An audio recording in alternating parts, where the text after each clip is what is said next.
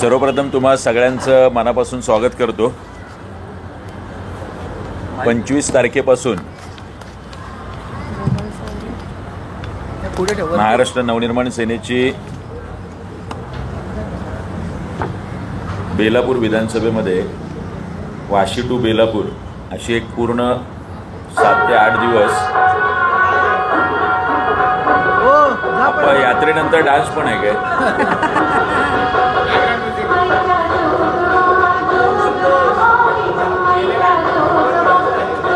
देवीचं आगमन आहे, देवीचं आगमन।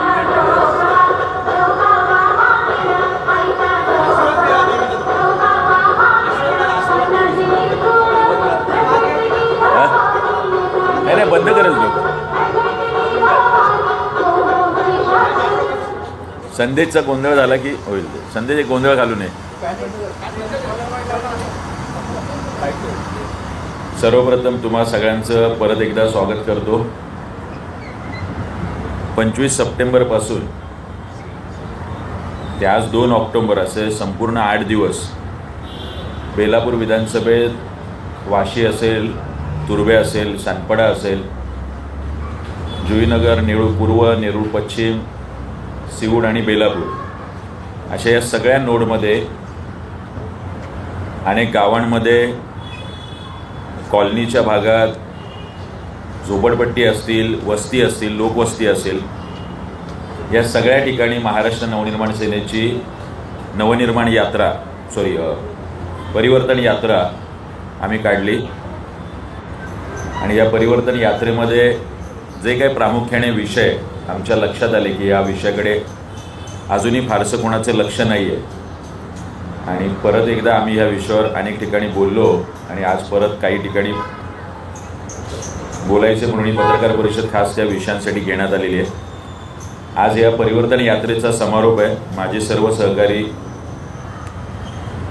पक्षाचे उपशहर अध्यक्ष सविनय म्हात्रे असतील, माझे शहर सचिव विलास गोडे साहेब असतील, सचिन कदम असतील, आमचे सहसचिव अभिजित देसाई असतील, आमच्या महिला सेनेच्या शहर अध्यक्षा ज्या पहिल्या दिवसापासून शेवटच्या दिवसापर्यंत सातत्याने त्या आणि त्यांच्यासोबत महिला असे सातत्याने 12 तास रोज, आमच्या यशोदा मॅडम असतील, नायडू मॅडम असतील, संपूर्ण शहर कमिटी, अनेक जण समोर बसलेले आहेत, आमचे सगळे सेलचे अध्यक्ष श्रीकांत माने असतील, आप्पासाहेब कोटगुळे असतील, संदेश डोंगरे असतील, ही सगळी मंडळी आणि पक्षाचे प्रत्येक विभाग अध्यक्ष, शाखा अध्यक्ष, उपविभाग अध्यक्ष, विभाग सचिव, वाहतूक सेना असेल, विद्यार्थी सेना असेल, या सगळ्यांनी ह्या परिवर्तन यात्रेत मोठ्या संख्येने उपस्थिती लावली। ठिकठिकाणी नागरिकांची उपस्थिती होती। अनेक सोसायट्यांनी आपण ही शिक्षण, आरोग्य, रोजगार या विषयावर यात्रा सुरू केली म्हणून अनेक ठिकाणी स्वागत झालं। आणि शिक्षण, आरोग्य, रोजगाराचे नवी मुंबईकरांचे काय प्रश्न आहेत आणि त्याच्याबरोबरच येणारे आणखी काही प्रश्न या संदर्भात सुद्धा लोकांनी आमच्या निदर्शनास आणून दिलं।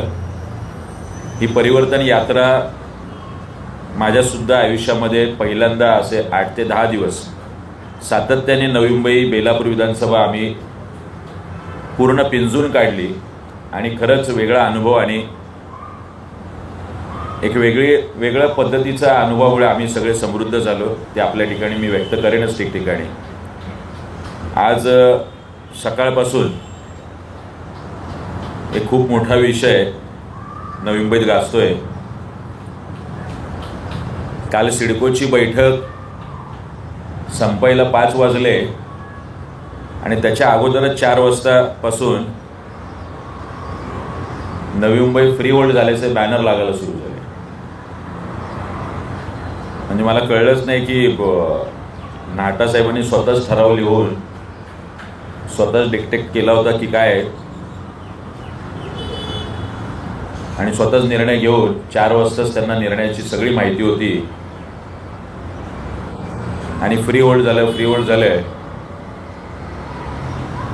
आणि सगळ्या नवी मुंबईमध्ये नाटा साहेबांचे कार्यकर्ते, आता तर मला कळलं भारतीय जनता पक्षाच्या सुद्धा कार्यकर्त्यांनी जल्लोष, आनंद साजरा करायला सुरुवात केलेली आहे। काही दिवसांपूर्वी प्रकल्पग्रस्तांच्या संदर्भात सुद्धा अत्यंत त्रुटी असलेला विषय मालकी हक्काचा असो किंवा क्लस्टरचा असो या संदर्भात मी सविस्तर बोललो आहे. असाच एक घाईघाईत निर्णय काढण्यात आला ज्याचा कुठलाही आनंद प्रकल्पग्रस्तांमध्ये नाही. आपल्याच कार्यकर्त्यांकडून सत्कार करून घ्यायचे, जल्लोष करून घ्यायचा, आनंद करून घ्यायचा आणि तसाच आनंद आताही सन्माननीय नाटासाहेबांनी आता परत एकदा सुरुवात केलेली आहे. आता 2.5 वर्ष झाले, सरकार बदललं आहे. राजसाहेब म्हणतात तसं सगळा हनीमून पिरियड संपलेला आहे सरकारचा. तरीसुद्धा 2.5 वर्षात वाटलं नाही की नवी मुंबई फ्री होल्ड करावी. आता 7-8 दिवसात 10 दिवसात आचारसंहिता आहे आणि त्यापूर्वी नवी मुंबई फ्री होल्ड झाली. शासन निर्णय कुठे आहे? सिडकोच्या अध्यक्षांनी जरी सांगितलेलं असलं तरी तो ठराव कुठे आहे? त्या ठरावात काय आहे?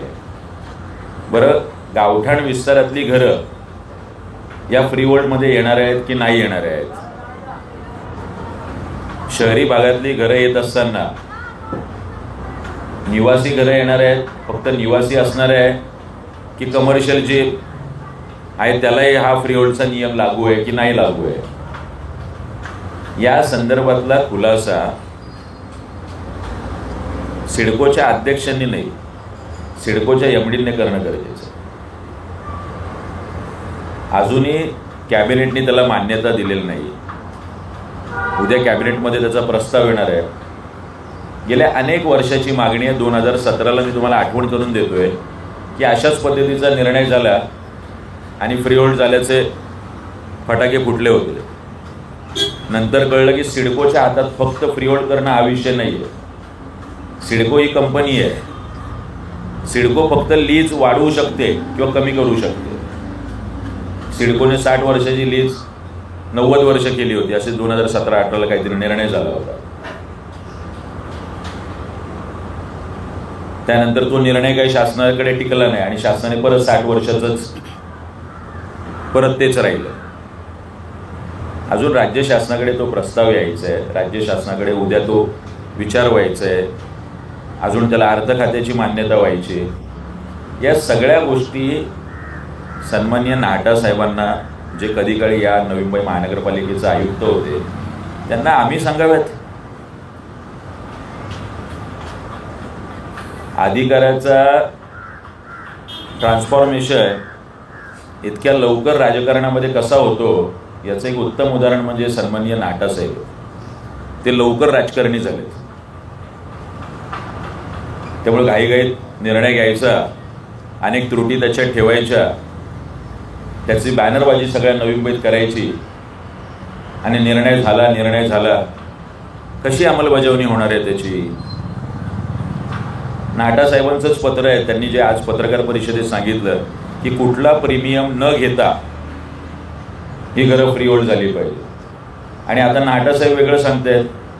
संजय शिरसाटांची मी पीसी ऐकली, ते म्हणजे नाही आम्ही काहीतरी नाममात्र प्रीमियम घेणार आहोत. मग प्रीमियम का घेणार आहोत? तुमची मागणी होती तर सरळ दुप्पट होती ना फ्री होल्ड करायची. मग त्याचं काय झालं? तुम्ही लेखी शासनाकडे निवेदन वेगळं देता, शासनाकडून घेऊन वेगळं येता. घाईघाईत काहीतरी आता आचारसंहिता लागणार आहे तर आम्ही नवी मुंबईकरांसाठी काहीतरी केलं. 2.5 वर्ष काय केलं? जे अर्ध्या अळकुंडाने पिवळे झालेले अर्धवट निर्णय घेऊन यायचे, नवी मुंबईकरांना फसवायचं. 2014 पासून सन्माननीय नाटा साहेब 2024 पर्यंत आपण निवडणूक लढवली तेव्हापासून आत्तापर्यंत आत्ताच ह्या 15 महिनाभरात इतक्या हालचाली करतायत, इतक्या हालचाली चालू आहेत. प्रकल्पग्रस्तांसाठी काहीतरी केलं दाखवायचं, कॉलनीतल्या शहरी भागासाठी काहीतरी केलं दाखवायचं. करा खुलासा. गावठाण विस्तारातली घरं यात येणार आहेत की नाही? गावठाण विस्ताराच्या बाहेरची जी आपण बिगर प्रकल्पग्रस्त म्हणतोय त्यांची घरं सुद्धा येणार आहेत की नाही? फक्त निवासी येणार आहे शहरी भागातली की कमर्शियलला पण हे लागू आहे की नाही? अत्यंत अस्पष्ट आणि सिडकोच्या अधिकारात नसलेली गोष्ट फ्री होल्डची महसूल विभागाचा, राज्य शासनाचा हा सगळा वाटा आहे. म्हणजे तुम्ही 8 दिवसांनी शासन निर्णय काढणार, आजपासून 8-10 दिवसांनी. बरं, असं आहे का आजपासून उद्यापासून फ्री होल्ड झालं आहे तर नवी मुंबईकरांना सांगा की उद्यापासून खरेदी विक्रीचे व्यवहार बंद करा म्हणून, किंवा उद्यापासून खरेदी विक्री जी होणार आहे त्याला सिडकोचे चार्जेस लागणार नाही आहेत म्हणून. हे आहे का? तर जाहीर करावं, सिडको एमडीने जाहीर करावं, सिडकोने जाहीर करावं की उद्यापासून जो काय उद्या परवापासून तुमच्या या निर्णयामुळे अनेक खरेदी विक्रीचे व्यवहार थांबणार आहेत उद्यापासून. या गोष्टीची सुद्धा आहे की नाही शक्यता, संभ्रमावस्था आहे. एक तर लोक खरेदी विक्रीचे व्यवहार थांबवतील, नाही तर लोक जाऊन सांगतील की आता सिडकोचे चार्जेस बंद झालेले आम्हाला माफ करा म्हणून. 8-10 दिवसांनी तुम्ही निर्णय काढणार, काहीतरी केल्यासारखं दाखवणार, दुसऱ्या दिवशी आचारसंहिता लागणार. काय तर म्हणे आम्ही फ्री होल्ड केली, म्हणजे आचारसंहितेत ते सगळं बुडलं. निवडणूक आली की तो संपला विषय. निवडणुका डोळ्यासमोर ठेवून हे इलेक्शनची जुमलेबाजी इथल्या सत्ताधारी पक्षांनी करणं बंद करावं. तुम्हाला खरंच लोकांबद्दल वाटतंय हे लोकांचे प्रश्न सोडवायचे असतील तर एक स्पष्ट, पारदर्शी, ज्याच्यामध्ये सगळ्या पद्धतीच्या गोष्टी अंतर्भूत असतील, आपण कशा पद्धतीने करणार आहात, काय करणार आहात, नेमकं कसे फ्री होल्ड होणार आहे. असंच सांगितलं संभाजीनगरला फ्री होल्ड झालं, फ्री होल्ड झालं. अहो, संभाजीनगरला सिडकोने फ्री होल्ड केलेलं नाही. ज्यांना अर्धवट माहिती आहे त्यांनी लक्षात ठेवावं. 60 वर्षाचं फक्त 90 वर्ष करण्याचा प्रयत्न केला गेला, जो नंतर टिकला नाही, हा भाग निराळा.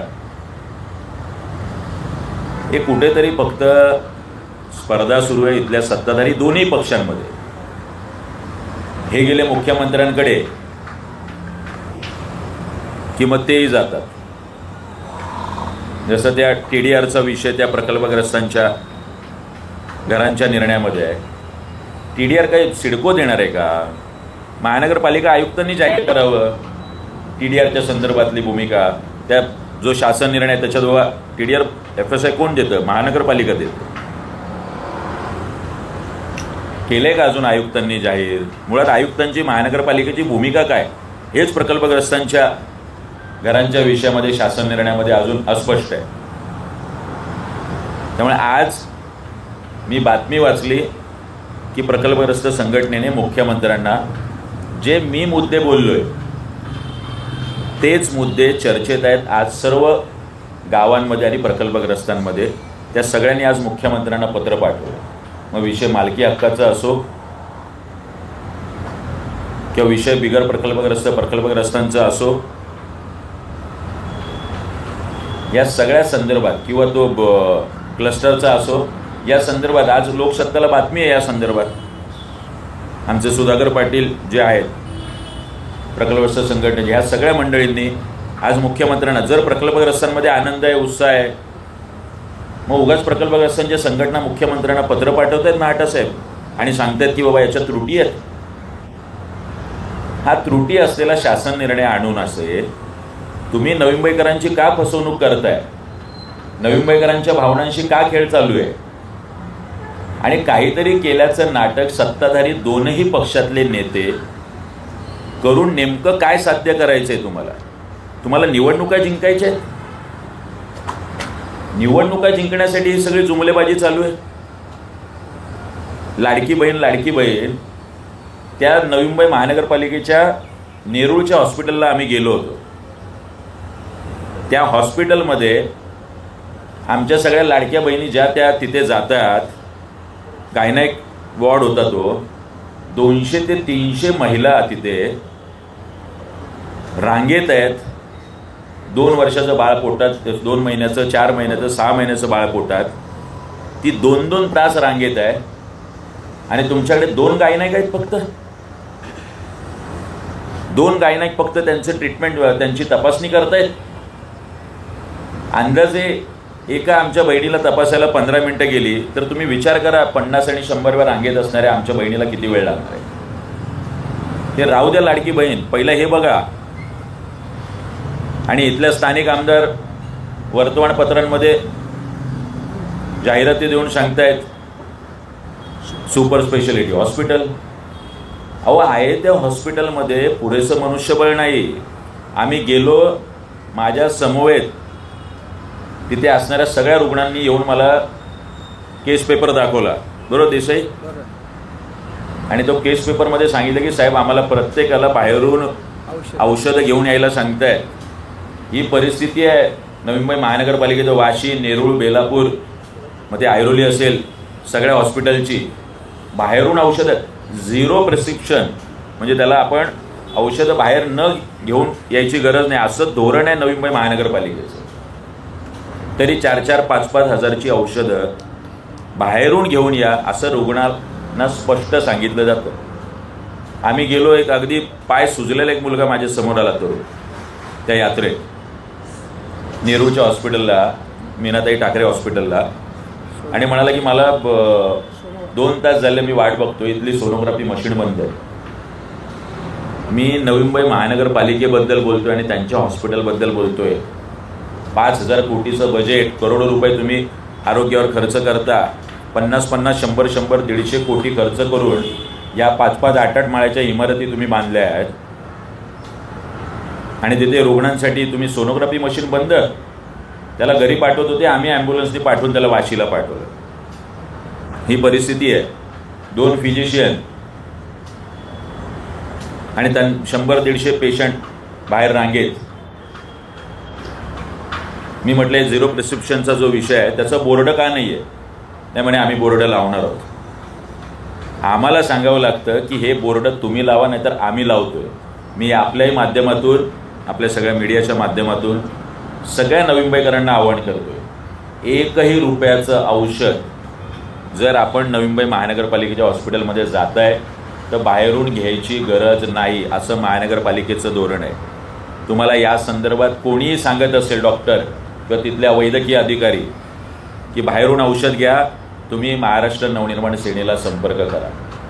आम्ही या सगळ्या ठिकाणी जर पुढच्या 2 दिवसात महानगरपालिकेने बोर्ड नाही लावले तर आम्ही बोर्ड लावणार आहोत महाराष्ट्र नवनिर्माण सेना म्हणून, की बाहेरून 1ही रुपयाचं औषध घ्यायची गरज नाही. तुम्हाला जर असं कोणी सांगत असेल तर आम्हाला संपर्क साधा. अहो साध्या वाशीच्या हॉस्पिटलमध्ये फोर्टिजमध्ये सोयीसुविधा मिळतात, सुपर स्पेशालिटी सुविधा नवी मुंबईकरांना मिळतात, याचा एक बोर्ड नाही ना. प्राथमिक आरोग्य केंद्राच्या बाहेर बोर्ड नाही. हे नवी मुंबईत ही आरोग्याची हेळसांड आहे जी आम्ही सातत्याने सांगतोय. या पद्धतीची आरोग्य व्यवस्था आणि या पद्धतीच्या आरोग्य व्यवस्थेत आमचा नवी मुंबईकर सफर करतोय. पण इथल्या राजकारण्यांना, इथल्या लोकप्रतिनिधींना मुळात हे नवी मुंबई महानगरपालिकेच्या हॉस्पिटलमध्ये जात नाही हो कधी. त्यामुळे तिथल्या रुग्ण काय हाल अपेष्टा सहन करतोय याची यांना तिळमात्र कल्पना नाही आहे. आम्ही फिरतोय, आता मध्येच जाता जाता आम्ही बेलापूरला गेलो, कोस्टल रोडचा नवीन प्रयोग करून ठेवला आहे. सिडकोला झालंय तरी काय की तुमचं डोकं ठिकाणावर नाही आहे सिडकोच्या अधिकाऱ्यांचं आणि सिडकोचं. तुम्हाला वाटेल तसे पैसे खर्च करायचे, जे काय 10-20 हजार कोटीचं बजेट आहे एवढी तोडायच्या, आणि त्याच्यातून प्रोजेक्ट, ज्या प्रोजेक्टची नवी मुंबईकरांना गरज आहे की नाही आहे याची कुठलीही तपासणी न करता प्रोजेक्टवर प्रोजेक्ट आणायचे, फेल करायचे. जसं ते जेट्टी बांधून ठेवल्या नेरूळ आणि बेलापूरला करोडो रुपये खर्च करून, त्या चालत नाही आहेत. आता करोडो रुपये त्याला खर्च केले. मेट्रोचे काय हे आहे मला माहीत नाही. आता त्याचं मूल्यांकन करायला गेलं ती चालू आहे, नाही चालू आहे, चालू आहे तर त्याच्यातून फायदा होतोय, नाही फायदा होतोय, काहीच माहीत नाही. तो कोस्टल रोड हा फक्त बेलापूर सेक्टर 15ला बाधित नाही करत आहे. 70,000 झाडं, जो पर्यावरणाचा डंका इथले लोकप्रतिनिधी मारतायत, आणि तिथून त्या ऐरोलीतून आयात एक उमेदवार इकडे आलेत ज्यांची कुठली तरी पर्यावरणावर संस्था आहे, जे सत्ताधारी पक्षातलेच आहेत. सिडको त्यांच्याच सरकारच्या अंडर आहे. ती मानवी सगळी केल्यावर जातात नाटक करायला. 70,000 झाडं जी त्या आमच्या सेक्टर 15 मधल्या रहिवाशांनी लावली ती तोडली जाणार कोस्टल रोडसाठी. म्हणजे ह्या पर्यावरणाची हानी करून, नुकसान करून आम्हाला कोस्टल रोड हवा आहे. हा विकास आहे या सरकारचा. आणि याला काहीतरी नाममात्र जाऊन फक्त लोकांशी हस्तांदोलन करायचं आणि विरोध केल्यासारखं दाखवायचं. जे काय आयात उमेदवार आहे, अजून मुख्यमंत्र्यांना पत्र तरी लिहिलंय का तुम्ही किंवा तुमच्या उपमुख्यमंत्र्यांना की नकोय कोस्टल रोड तिकडे किंवा तिकडे हानी करू नका म्हणून? तो कोस्टल रोड मी काल पाहणी करून आलो दिवाळे गावामध्ये. त्या दिवाळे गावातून जाणार आहे. आमचा कोळी समाज तिथे आहे पूर्ण. त्या कोळी समाजाचा जो पारंपरिक व्यवसाय मासेमारी, त्याला पूर्णपणे तो बाधित करणार आहे कोस्टल रोड. आत्ताच एअरपोर्टच्यामुळे मासेमारी अर्ध्यावर आली आहे त्या आमच्या दिवाळे गावातल्या सगळ्या कोळी बांधवांची. आता या कोस्टल रोडमुळे पूर्णतः ही मासेमारी बंद होईल. अटल सेतू जो काही केला आहे, ज्याच्यावर अजून काही फार चालू नाही आहे, नावाला फक्त अटल सेतू केला आहे, अटल सेतू केला आहे,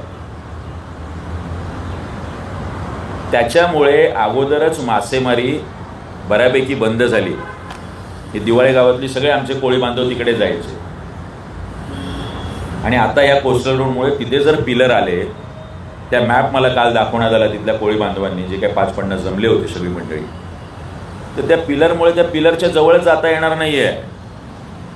म्हणजे मासेमारी संपवायची, आमच्या कोळी बांधवाला रस्त्यावर आणायचं आणि त्याने काय मग रिक्षा चालक व्हा, त्याने काय इथे सिक्युरिटी गार्डचे काम करायचे त्या एअरपोर्टच्या इकडे. हे करताय तुम्ही. तुम्हाला गावाचं गाव पण संपवायचं आहे, इथलं आगरी कोळी संपवायचं आहे तुम्हाला. जे काय आमच्या कॉलनीतल्या मंडळींनी जी झाडं लावायची ती लावली, ते संपवायचं आहे तुम्हाला. कुणाच्या जीवावर विकास चाललाय हा? बरं, आमच्या तिथल्या कोळी बांधवांना विचारलंय का? त्यांच्या हरकती सूचनांची काय घेतल्यात का की तो कोस्टल रोड तिथून गेला पाहिजे की नाही गेला पाहिजे? कुठला एखादा प्रकल्प आणताना, मग ती महानगरपालिका असो, राज्य सरकार असो किंवा सिडको असो, अहो लोकांच्या हरकती सूचना तुम्ही का घेत नाही आहात? कुठल्या तरी अधिकाऱ्याच्या सुपीक डोक्यातून एखादी आयडिया येते आणि त्याला वाटतं इथे हे व्हावं, करा सर्वेक्षण. या कोस्टल रोडला महाराष्ट्र नवनिर्माण सेनेचा विरोध आहे. जर तुम्ही झाडं तोडली, या अधिकारी आम्ही झाडावर लटकवू तुम्हाला आत्ताच सांगतो, सिडकोच्या अधिकाऱ्यांना. मी फक्त हस्तांदोलन करायला येणार नाही. तात्काळ तुम्ही त्याचा रूट बदला. झाडं तुटली नाही पाहिजे आणि आमच्या दिवाळे गावचं गावपण पण नाही गेलं पाहिजे. आमच्या कोळी बांधवांचा जो पारंपरिक व्यवसाय आहे, त्याला कुठलीही बाधा येऊ न देता तो जर कोस्टल रोड होत असेल तर निश्चितपणे महाराष्ट्र नवनिर्माण सेना त्याचं स्वागत करेल. पण जर ही झाडं तोडून, पर्यावरणाची हानी करून, पर्यावरणाचा ऱ्हास करून आमच्या मासेमारी करणारा जो आमचा कोळी बांधव आहे त्याच्या व्यवसायावर गदा आणून जर होत असेल तर महाराष्ट्र नवनिर्माण सेना जीवाची पर्वा न करता प्रत्येक महाराष्ट्र सैनिक या कोस्टल रोडला विरोध करेल. हा इशारा आम्ही सिडकोच्या सगळ्या अधिकाऱ्यांना, मी मागे म्हटलं होतं सिडकोच्या एमडीची गाडी वाशी टोलनाक्याच्या पुढे येऊ देणार नाही, ज्यावेळी आमच्या सिडको सोडतधारक 8,000 गोरगरिबांचा विषय होता. याच्या पुढे बेलापूरमध्ये सिडको भवनात आत आलेली गाडी सिडको एमडीची बाहेर येऊ देणार नाही. जर तुम्ही या पद्धतीचा पर्यावरणाचा ऱ्हास करून आणि आमच्या कोळी बांधवांना रस्त्यावर आणणार असाल तर तुमच्या गाड्या बाहेर कशा येऊ द्यायच्या नाही याची काळजी आम्ही घेऊ. बेलापूरला पोलीस वसाहत आहे एवढी मोठी, 400-500च्या वर कुटुंब आहेत. आमचे पोलीस हवालदार, पोलीस कॉन्स्टेबल, PI. घरं किती स्क्वेअर फीटची? 120 square feet. अहो 1 RK पेक्षा सुद्धा कमी घरं, कमी स्क्वेअर फीट आहे. सिडकोचं जे 1 RKचं आहे त्याचं तरी बरं आहे याच्यापेक्षा. 180-200 स्क्वेअर फीट किमान LIGची घरं असतात. 120 स्क्वेअर फीटमध्ये आमच्या पोलीस बांधवाचं अख्खं कुटुंब राहतं. जो पोलीस बांधव आमच्या नवी मुंबईकरांची सेवा करतो, जो आमचा पोलीस बांधव नवी मुंबईकरांच्या संरक्षणासाठी दिवस रात्र काम करतोय, 48 तास 72 तास तहान भूक झोप ही गोष्ट विसरून तो काम करतोय. त्याच्यासाठी 120 स्क्वेअर फीटचं घर, ते घर अनेक वर्ष नादुरुस्त, त्याचं स्लॅब कोसळत आहेत, त्याच्या टाईल्स निघत आहेत. त्याच घरात नवरा बायकोंनी राहायचं, आई वडिलांनी राहायचं, मुलाबाळांना घेऊन राहायचं. त्याच्यातच आमच्या पोलीस बांधवांच्या सगळ्या मुलांनी मुलींनी अभ्यास करायचा. मी गणपतीला पण गेलो होतो. अनेक मुलं CAची परीक्षा, MPSCची परीक्षा, या सगळ्या स्पर्धा परीक्षेची तयारी करत आहेत. त्यांच्यासाठी असलेलं बाजूला जे काय गार्डन सारखं दिसतंय, जे गार्डनच नाही आहे मूळ, त्याची डेव्हलपमेंट नाही. पेवर ब्लॉक जे टाकलेले आहेत ते उखडलेले आहेत. सगळं चोकअप होतं आहे, पण PWDला लक्ष द्यायला वेळ नाही, नवी मुंबई महानगरपालिकेला लक्ष द्यायला वेळ नाही. इथल्या स्थानिक आमदारांनी मोठा गमछा मारला होता की पोलीस बांधवांची घरं आम्ही त्यांच्या नावावर करून देऊ, याची दुरुस्ती करून देऊ. अहो, मला तिथल्या आमच्या माता भगिनींनी सांगितलं, पोलीस बांधवांच्या सगळ्या आमच्या बहिणींनी सांगितलं, दुरुस्ती केली आणि वर्षभराच्या आत ते सगळं तुटायला लागलं. हे आमच्या स्थानिक आमदारांनी PWDच्या माध्यमातून केलेली कामं आहेत का फक्त मतं पाहिजे पोलिसांची म्हणून हे चाललेलं आहे? का या घरांची दुरुस्ती अशी होत नाही की पुढचे 5-10 वर्ष एकही काम निघणार नाही त्याच्यातून? हा महानिवास प्रकल्प होतो इकडे या पाम बीचला. मोठ्या मोठ्या IAS IPS अधिकाऱ्यांना आणि आमदार खासदारांना द्यायला घरं आहेत. सिडकोला आमच्या पोलीस बांधवांना द्यायला घरं नाही आहेत. येणाऱ्या लॉटरीमध्ये आमच्या पोलीस बांधवांसाठी आरक्षण नाही आहे. आमच्या पोलीस बांधवांनी 48 तास 72 तास कामं करायची, दिवस रात्र काम करायचं ताणभूक विसरून. तो थकलेल्या अवस्थेत जाणार आणि बघणार की 120 स्क्वेअर फीटमध्ये आपलं सगळं कुटुंब राहते. त्याच्यातच किचन, त्याच्यातच वॉशरूम, त्यातच आमच्या मुलांनी अभ्यास करायचा. अहो, पोलिसांची साधी तुम्हाला संरक्षण करता येत नाही पोलिसांच्या कुटुंबाचं, आणि तुम्ही सांगता नवी मुंबईकरांसाठी अमुक केलं आणि तमुक केलं आणि नवी मुंबईकरांची सुरक्षा. माझी मागणी आहे राज्य सरकारला आणि सिडकोला, या सगळ्या अधिकारी IAS IPS आणि या आमदार खासदारांसाठी घरं बांधण्यापेक्षा एकतर आहे ती घरं आमच्या पोलीस बांधवांच्या नावावर करा, ती हक्काची घरं त्यांना द्या. नाहीतर येणाऱ्या सगळ्या लॉटरीमध्ये तुम्ही खास प्लॉट डेव्हलप करा आणि आमच्या पोलीस अधिकाऱ्यांना, पोलीस बांधवांना, आमच्या पोलीस हवालदारांना, PIंना तिथे घरं द्या. कुटुंबात द्या ना 400, 500 आणि 700 स्क्वेअर फीटची घरं. का फक्त पाम बीच रोडवरती मोठ्या मोठ्या IAS IPS आमदार खासदारांनीच राहायचं? आमच्या पोलिसांचा काही हक्क अधिकार नाही. त्यांनी आपल्या त्या बेलापूरच्या कोपऱ्यात जाऊन राहायचं, ज्याच्या बाजूला ONGCची मोठी बिल्डिंग होते. ONGCसाठी प्लॉट दिला आहे, प्लॉट वर्षानुवर्ष डेव्हलप नाही, मात्र तो ONGCकडून घेण्यात आलेला नाही. तिथे साप अजगर हे सगळं निघतं. मला तिथल्या लोकांनी सांगितलं, जीव मुठीत घेऊन तिथे आमचे पोलीस कुटुंब राहतं. कधी काय स्लॅब कोसळेल घरातला आणि कधी कुठला अजगर आणि साप घराच्या आतमध्ये येईल, या भीतीत, या सावटाखाली जर पोलीस कुटुंब असेल तर आमचे पोलीस बांधव ह्या नवी मुंबईकरांची सेवा संरक्षण कशा पद्धतीने करतील हो? याचं दुःख, याच्या वेदना आमच्या सरकारला होत नाही, आमच्या आमदारांना होत नाही, आमच्या लोकप्रतिनिधींना होत नाही. ह्या गोष्टी झाल्या पाहिजे की नको? माझी जी मागणी आहे ती मी परत एकदा रिपीट करतोय, पोलीस बांधवांना हक्काची घरं द्या, नाहीतर सिडकोच्या लॉटरीमध्ये त्यांना घरं द्या. पण आमच्या पोलिसांना एक चांगला निवारा मिळाला पाहिजे. या वाशी आणि ऐरोली टोल नाक्याचं आम्ही सर्वेक्षण केलं होतं, अनेकदा केलं, म्हणजे याच्या अगोदरही आम्ही केलं होतं. त्याचा सगळा रिपोर्ट सबमिट केला, कोर्टात याचिका दाखल केली. आत्ताही मागे 5-6 महिन्यापूर्वी आम्ही त्याचं सर्वेक्षण केलं. करोडो रुपये रोज त्याची गोळाबेरीज केली, तरी ॲग्रीमेंटमध्ये जेवढे पैसे त्याच्यात दुप्पट तिप्पट 4 पट पैसे तुमचे जमा झालेले. अहो, निदान तुम्ही नवी मुंबईकर जो MH43 RTOचं हे येतं, या वाशी आणि ऐरोली टोल का फ्री करत नाही आहे तुम्ही? वाशी आणि ऐरोली टोल आमच्या नवी मुंबईकरांना फ्री करा.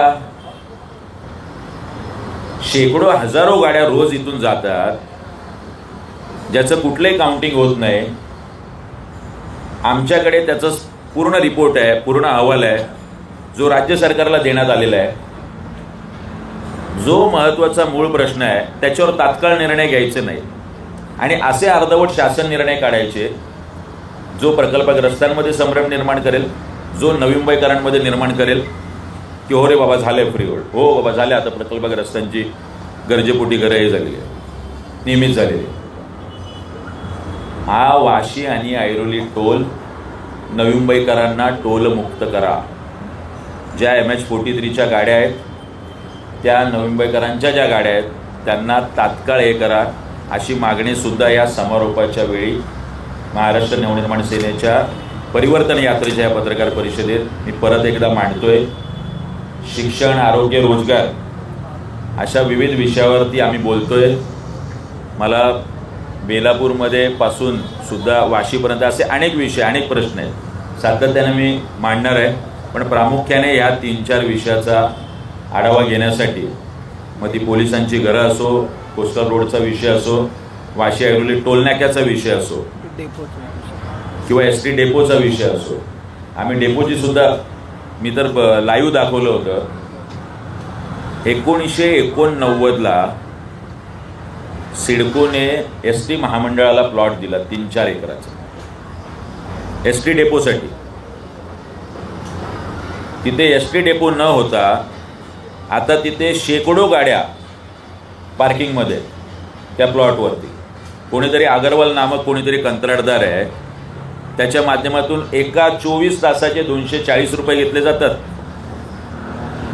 200 आणि 300 गाड्या जर कुणीले केल्या रोजचे 7-8 लाखाच्या वर होतात.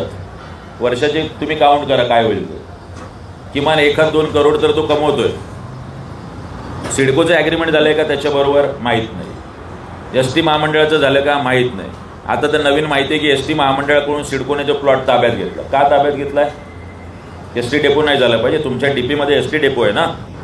नवी मुंबई महानगरपालिकेच्या आत्ताच्या रिसेंट DPमध्ये ST डेपोसाठी तो प्लॉट आहे. मग तुम्ही ताब्यात का घेतला? आणि इथे ONGCचा प्लॉट आहे आमच्या पोलीस वसाहतीच्या समोर, तो तुम्ही ताब्यात नाही घेतला. एवढी वर्ष डेव्हलप नाही केलं. कुठलं सिडकोचं धोरण? कुणाला तरी झटका येतो आणि धोरण ठरतं का तुमचं सिडकोचं?